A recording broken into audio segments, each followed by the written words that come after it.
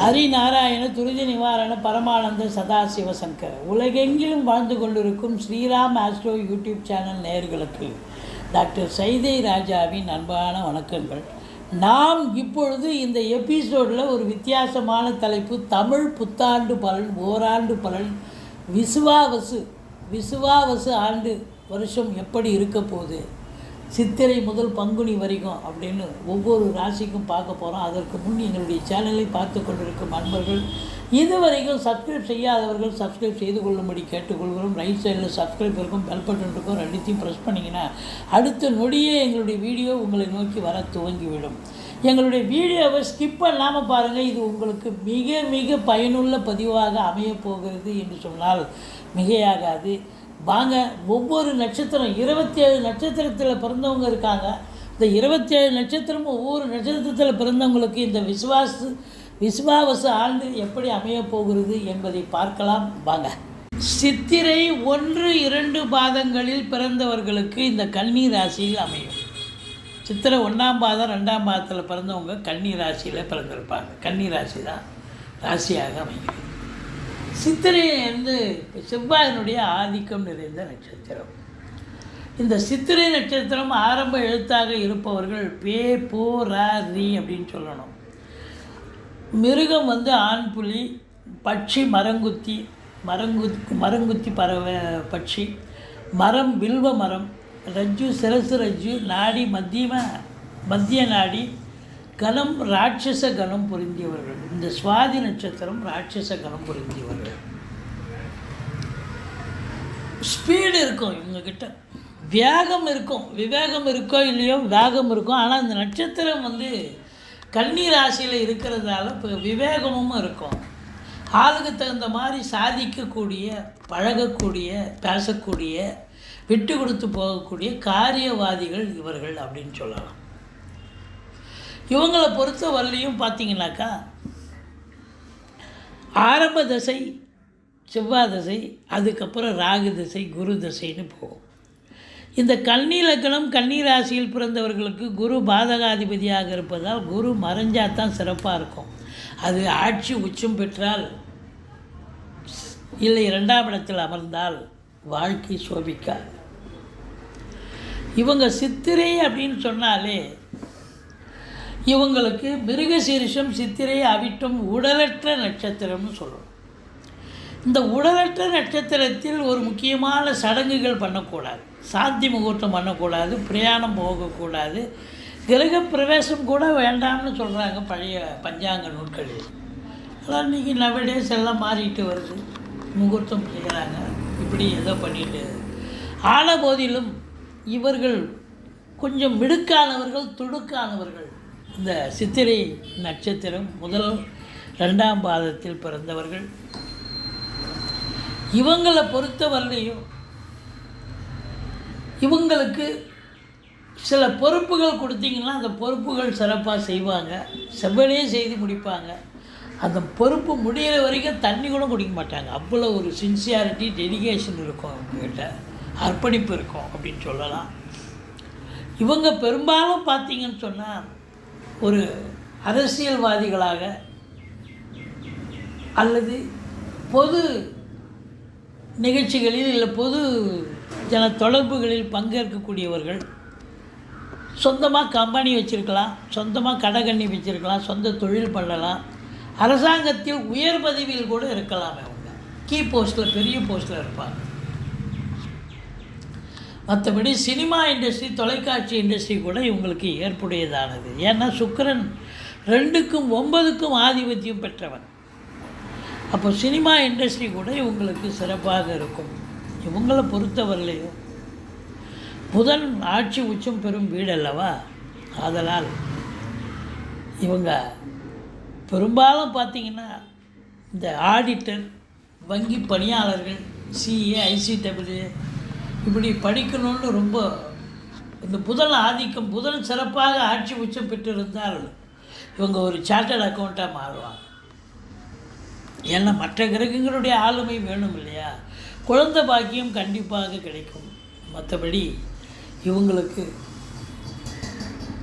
என்ன அப்படின்னாக்கா செவ்வாயினுடைய குணம் சில நேரம் மூர்க்க குணம் இருக்கும், இருந்தாலும் இந்த ராசி லக்னப்படி பார்த்தா டக்குன்னு அப்படியே மாறிடுவாங்க, விட்டு கொடுத்து போவாங்க.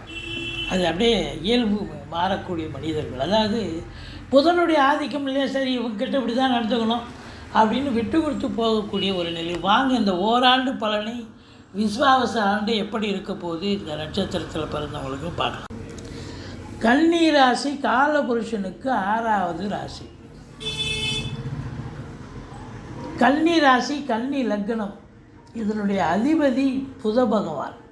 இந்த லக்னம் ராசியில் பிறந்தவர்களுக்கு இந்த விசுவாவசு ஆண்டு தமிழ் புத்தாண்டு எப்படி இருக்க போகுது அதை தான் நம்ம பார்க்க போகிறோம். இதை பொறுத்தவரையிலையும் 6வது ராசின்னு சொன்னோம். புதன் ஆட்சி உச்சம் பெறும் வீடு. இப்போது ஓராண்டு பலனை நாம் சொல்ல இருக்கிறோன்னா ஆண்டு கிரகங்களை மையப்படுத்தி தான் நம்ம சொல்ல முடியும். இப்போது குரு பகவான் உங்களுக்கு 10ஆம் இடத்தில் இருக்கிறார். 10ல் குரு வந்தால் பதவி பறிபோகும் அல்லது பதவி ஆட்டம் காணும். சரி, அடுத்தது சனி பகவான் 7ஆம் இடத்தில் இருக்கிறார். 7ல் சனி இருக்கலாமா அப்படின்னு பார்த்தீங்கன்னா, 7ஆம் இடம் என்பது கணவன் மனைவி, கணவனுக்கு மனைவி ஸ்தானம், மனைவிக்கு கணவன் ஸ்தானம், சமூகம், உங்களை அடுத்து யாராக இருந்தாலும் 7ஆம் இடம் தான். அப்போ 7ல் சனி இருக்கிறது சிறப்பான சிறப்பு அல்ல, மைனஸ் தான். சனி பெயர்ச்சி உங்களுக்கு இந்த ஓராண்டு, இந்த விசுவாவச ஆண்டு சனி பகவானால் தீய பலன்களை தான் பார்க்க போகிறீர்கள். குரு ஸ்தான பலம் சரியல்ல. ராகு கேது பயிற்சி ஏற்படுகிறது. ராகு உங்களுக்கு 6ஆம் இடத்தில் இருப்பது சிறப்பு. அதுலேயும் இந்த ஓராண்டு முழுவதும் குரு பார்வையில் இருப்பது இன்னும் சிறப்பு. அப்போது ராகு பகவான் உங்களுக்கு அளப்பரிய பலனை தரப்போகிறார். பாட்டை போட்டு கேது. கேது பார்த்தீங்கன்னாக்கா லக்னத்திலையும் ராசி, அதாவது கன்னி லக்னத்தை இருக்கிறது, கன்னி ராசியில் இருக்கிறது அப்படின்னு பார்த்தீங்கன்னா அது ஏகாந்த விரும்பி தனிமை விரும்பின்னு சொல்லணும். அதாவது இது நாள் வரைக்கும் இல்லாத அளவுக்கு உங்களுக்கு பார்த்தீங்கன்னு சொன்னால் இந்த லக்னத்தில் இருந்தார் இல்லையா அந்த கேது, தனிமை விரும்பியாக இருந்திருப்பீங்க.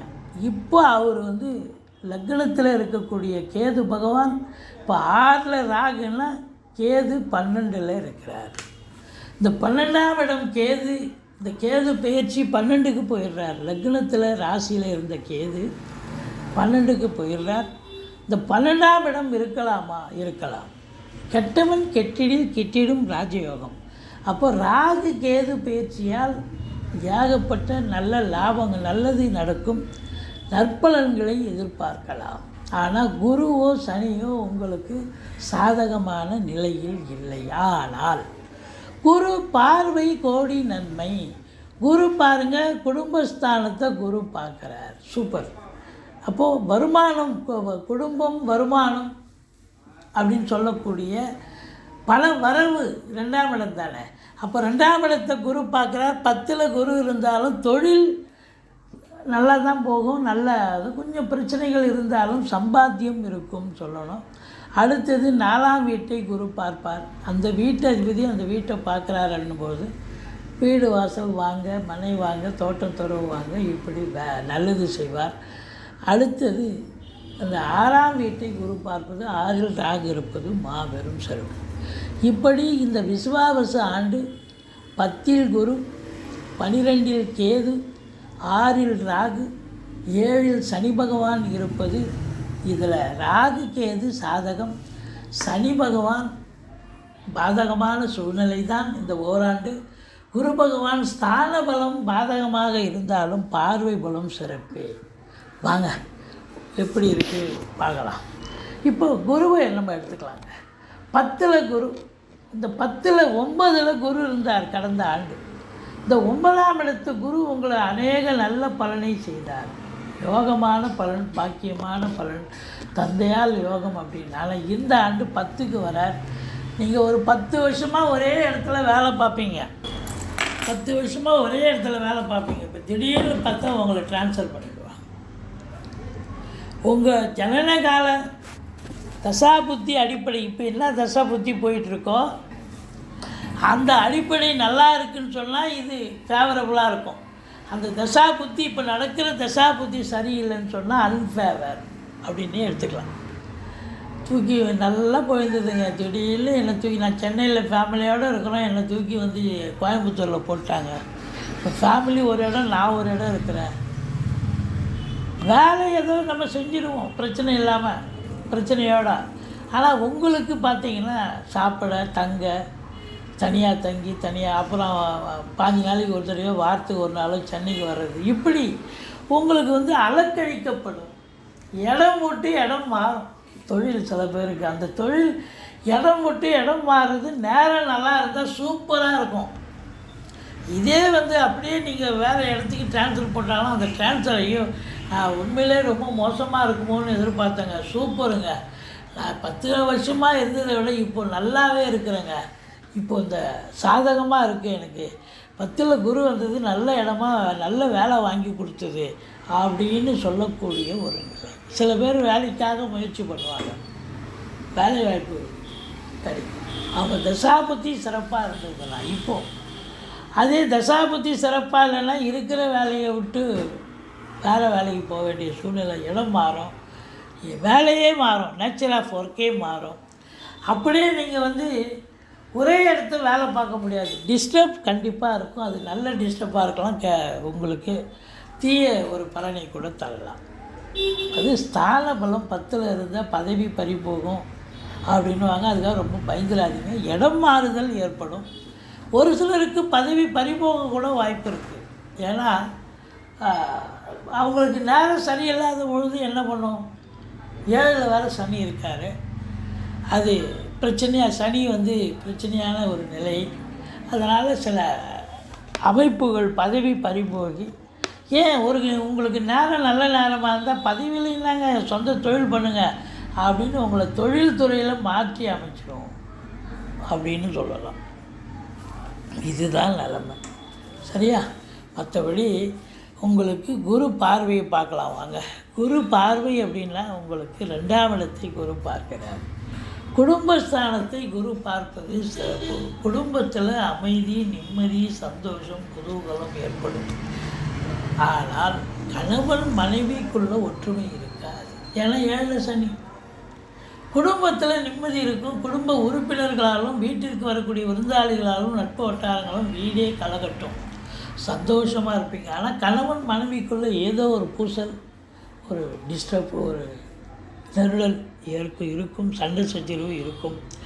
மற்றபடி ஃபினான்ஷியலியே தொழிலாக செய்யக்கூடிய அன்பர்கள் தாராளமாக பண்ணலாம், ரொம்ப அற்புதமாக இருக்கும். கொடுக்கல் வாங்கல் செய்யலாம். வாக்கு சாதுரியம் உடையவர்கள், இந்த மீன லக்னம், இந்த கன்னி லக்னம், கன்னி ராசியில் பிறந்த அன்பர்களுக்கு வாக்கு சாதுரியம்னா என்ன? இப்போ புத்தனுடைய ஆதிக்கம் இருக்குல்ல, பத்திரிகை துறை, எழுத்துத்துறை, ஆசிரியர்கள், பேராசிரியர்கள், இலக்கியவாதிகள், சொற்பொழிவாளர்கள், மேடை பேச்சாளர்கள், ஜோதிடர்கள், வழக்கறிஞர்கள், இவங்களுக்கெல்லாம் ஒரு பொற்காலம், சாதிக்கக்கூடிய நேரம். எங்கப்பா இருந்த இவ்வளோ நாளானே அப்படின்னு கேட்குற அளவுக்கு சிறப்பாக இருக்கும். சம்பாத்தியம் இருக்கும். ஒரு சொல் வெல்லும் அப்படின்ற மாதிரி உங்கள் சொல் வெல்லக்கூடிய நிலையில் நீங்கள் இருக்கிறீர்கள். ஆரம்ப கல்வி பயிலும் மாணவ செல்வங்கள் மிக சிறப்பாக படிப்பார்கள். உங்கள் தேக ஆரோக்கியமும் சிறப்பாக இருக்கணும்னு இந்த 2ஆம் இடத்தை குரு பார்க்க சொல்லு. அடுத்தது 4ஆம் வீட்டை குரு பார்க்கிறார். இந்த 4ஆம் வீட்டை குரு பார்த்தால் என்ன நடக்கும்? 4ங்கிறது மாத்ருஸ்தானம். தாய் வழி சொந்தங்களால் அனுகூலம், அசையா சொத்துக்கள் மூலம் ஆதாயம், வண்டி வாகனங்களை வச்சு பழப்பு நடத்தக்கூடியவர்களுக்கு ரொம்ப சவாரிகள் கிடைச்சி நல்ல சம்பாத்தியத்தை பார்ப்பீங்க. இப்போ அசையா சொத்துக்கள் மூலம் வருமானம்னா வீடு, கடகண்ணி, வாடகை விட்டுருப்பீங்க, அது மூலம் நல்ல ஒரு வருமானம் இருக்கக்கூடிய நிலை. பிள்ளைகளை உயர்கல்வி படிக்க வைப்பீங்க. அது உள்நாட்டிலாவது வெளிநாட்டு எங்கேயோ நீங்கள் வந்து நல்லா அவங்க கேட்குற என்ன எஜுகேஷன் கேட்குறாங்களோ, என்ன டிபார்ட்மெண்ட்டில் படிக்கணும்னு நினைக்கிறாங்களோ அங்கே படிக்கக்கூடிய ஒரு அமைப்பு இருக்குதா அப்படின்னா கண்டிப்பாக இருக்குது.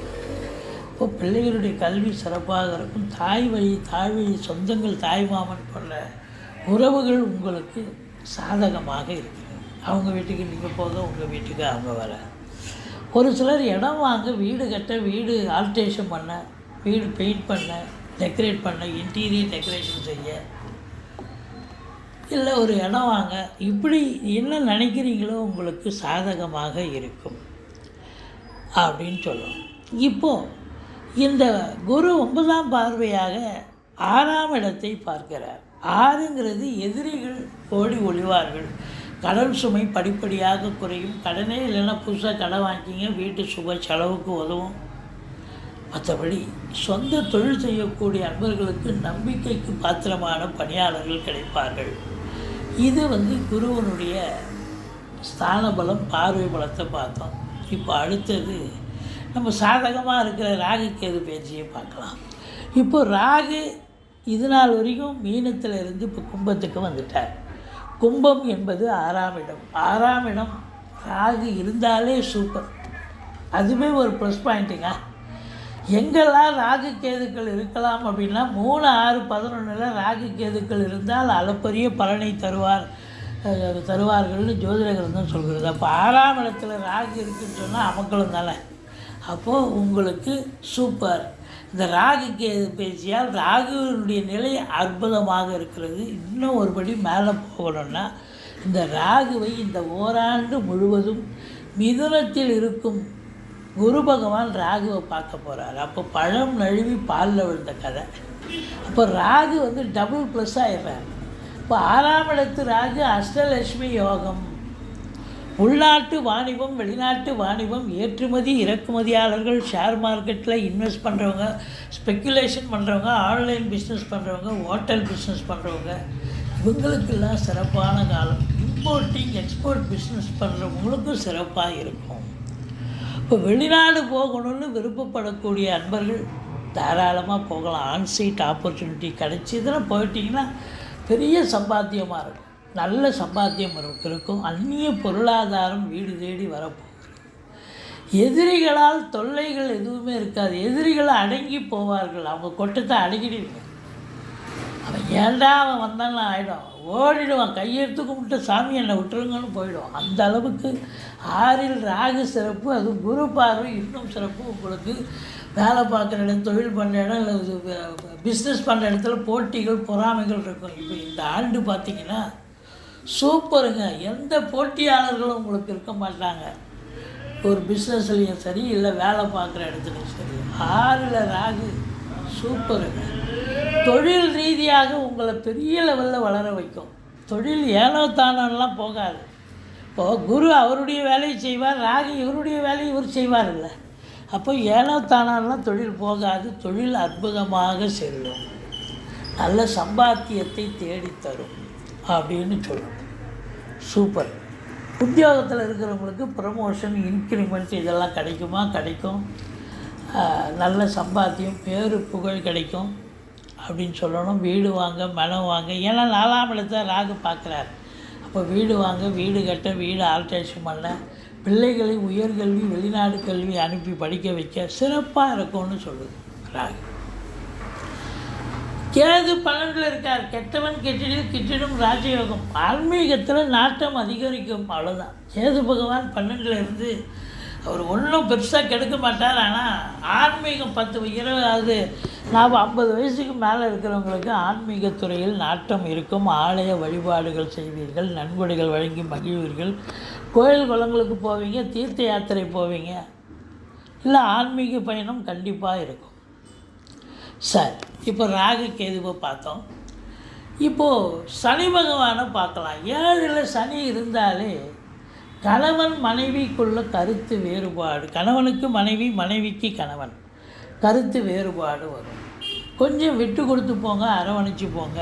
மற்றபடி நண்பர்கள் நல்லது செய்கிறேன்னு வருவாங்க, கெடுதலாக மாறிடும். அப்போ நண்பர்களாலும் பிரச்சனை. கூட்டு தொழில் செய்கிற இடத்துல கூட்டாளிகளுக்கும் உங்களுக்கும் பிரச்சனை வரும். கூட்டு தொழில் சிறந்து விளங்குமான்னா நீங்கள் விட்டு கொடுத்து போகலாம் தான். இது மட்டும் இல்லை, சென்றமிடமெல்லாம் வெறுப்பு அப்படின்னு சொல்கிற அளவுக்கு 7ஆம் இடத்துல சனி இருக்கிறதுனால நீங்கள் எங்கே போனாலும் உங்களை பார்த்த உடனே நல்லா வாங்க சார் வாங்க மேடம் அப்படின்னு அழகாக அவங்கள பார்த்த உடனே புன்முறுவலோடு வரவேற்கிற நபர்கள் இப்போ உங்களை பார்த்த உடனே திரும்பிப்பாங்க. என்ன யார் சென்றமிடமெல்லாம் வெறுப்பு. அதான் 7ல் சனி இருந்தால் ஆட்டோமேட்டிக்காக உங்களை பார்த்த மக்களை நண்பர்களாகட்டும் உறவினர்களாகட்டும் வேலை பார்க்குறவங்கள இடத்துல நண்பர் எல்லாம் யாராக இருந்தாலும் உங்களுக்கு உங்கள் மீது தேவையில்லாத ஒரு அதிருப்தி ஏற்படும், வெறுப்புணர்ச்சி இருக்கும். உங்கள்கிட்ட கோஆப்ரேட் பண்ண மாட்டாங்க. அதான் இந்த 7ஆம் இடத்து சனி ஸ்தான பலம். சமூகத்தில் பார்த்தா நல்ல நிலையில் இருந்தார்ப்பா, இன்றைக்கி நல்ல முக்கியமான போஸ்டிங்கில் இருந்தார், இன்றைக்கி அந்த போஸ்டிங் வேறு ஒருத்தர் கொடுத்துட்டாங்கப்பா. அதாவது ஒரு சம்பளம் வாங்காத ஒரு பொறுப்பில் இருப்பாங்க, இவ்வளோ நல்லா இருந்தார், இப்போ இங்கே வேறு ஒருத்தருக்கு அந்த போஸ்டிங் கொடுத்துட்டாங்க. இப்போ அவர் என்ன பண்ணுவாங்க, போவாங்க, மதிப்பு மரியாதை இருக்காது. அப்படி தான், அப்படி எடுத்துக்கணும். சரி, இப்போ பார்வை பலம் பார்ப்போம். பார்வை பலம் 9ஆம் வீட்டை சனி பார்க்கிறார். பாக்கியஸ்தானத்தை சனி பார்த்தா பாக்கியத்தில் தடை ஏற்படுமா? ஏற்படும். தந்தைக்கு இடர்பாடுகள் இருக்கும். தந்தை வழி சொந்தங்களுக்கும் உங்களுக்கும் ஆகாது. தந்தையினுடைய தொழில் மந்தத்தன்மையும் சரியாக போகாது. 9ஆம் இடம் அருமையான இடம் இல்லை, நினச்சது கைகூடி வரக்கூடிய இடம் 5, 9 தானே. அந்த 9ஆம் இடத்துல சனி 9ஆம் வீட்டை சனி பார்க்குறாருன்னா பாக்கியத்தடை, தந்தைக்கும் உங்களுக்கும் பிரச்சனைகள், தந்தை வழி சொந்தங்கள் அதாவது பங்காளிகளுக்கும் உங்களுக்கும் பிரச்சனைகள் வரும். அடுத்தது ராசியை பார்க்குறார், லக்னத்தை பார்க்குறார். அதாவது கன்னி லக்னம் கன்னி ராசி. நீங்கள் ரெண்டுத்துக்கும் பலன் எடுத்துக்கலாம். இப்போது லக்னத்தை பார்க்கும் பொழுது உங்களுக்கு கொஞ்சம் சிந்தனைகள் செயல்கள் கொஞ்சம் ஆசிலேஷன் இருக்கும். எதை செய்யணும் எதை செய்யக்கூடாதுன்னு ஒரு இது இருக்காது. அதனால் கொஞ்சம் ஜாக்கிரதையாக இருங்க. அதே நேரத்தில் கொஞ்சம் மந்திரிச்சு விட்ட மாதிரி தான் இருப்பீங்க. ராசியே சனி பார்த்தாலே அப்படின்னு சொல்லக்கூடிய நிலை. மொத்தத்தில் பார்க்கும் பொழுது குரு பார்வை ஓகே. இந்த ஓராண்டு குரு ஸ்தான பலம் சரியில்லை என்றாலும் கூட ராகுக்கு எது உங்களை பெரிய லெவலில் கொண்டு வரும். அதுலேயும் பொருளாக நீங்கள் வெளிநாடு போய் சம்பாதிக்கணும்னு நினைக்கிறவங்க தாராளமாக போகலாம். இல்லை தொழில் துவங்கணும். நான் இப்போ 10ல் குரு வந்தாச்சு இல்லை, இது நாள் வரைக்கும் வேலைக்கு போயிருப்பீங்க. சரி வேலை செட் ஆகலை, இப்போ நம்ம தொழில் பண்ணலாம்னு தொழில் பண்ணுங்கள், ரொம்ப நல்லா நினைக்க வரும். ஒரு ஜோதிடர் அணுகி செய்யணும். ஆனால் இப்போ 6ல் ராகு உங்களுக்கு கோடீஸ்வர யோகத்தை அள்ளித்தரப்போகிறது. சம்பாத்தியம் என்பது சிறப்பாக இருக்கும். இந்த விசுவாவச ஆண்டு கன்னி லக்னம் கன்னி ராசியில் பிறந்தவர்களுக்கு நிச்சயமாக இந்த ராகு பகவான் அள்ளி கொடுப்பார், கொட்டி கொடுப்பார் என்று சொன்னால் மிகையாகாது. நீங்கள் குருவுக்கு குரு தட்சிணாமூர்த்தியை வழிபாடு பண்ணுங்கள். சனி பகவானுக்கு பிரீத்தி பண்ணிக்கிங்க. கேது 12ல் இருக்குது, சில நேரத்தில் கெடுப்பார். அப்போது பிள்ளையாரை வழிபாடு செய்து கொள்ளுங்கள். இதுவரைக்கும் எங்கள் சேனலை பார்த்தமைக்கு நன்றி. எங்கள் வீடியோ பிடிச்சிருந்தால் லைக் பண்ணுங்கள், ஷேர் பண்ணுங்கள், சப்ஸ்கிரைப் பண்ணுங்கள். மறக்காமல் சப்ஸ்கிரைப் பண்ணுங்கள். நன்றி. வாழ்க வளமுடன்.